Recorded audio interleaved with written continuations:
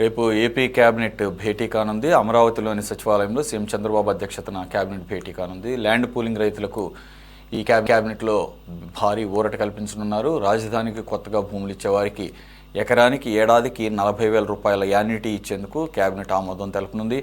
అలాగే గ్రామ కంఠాల్లో భూములు కోల్పోయిన వారికి నెలకు 10,000 అద్దె భత్యానికి కేబినెట్ ఆమోదం తెలుపనుంది. నూతన పూలింగ్ గ్రామాల రైతులకు 1,50,000 రూపాయల వరకు రుణమాఫీకి కేబినెట్ ఆమోదం తెలుపనుంది.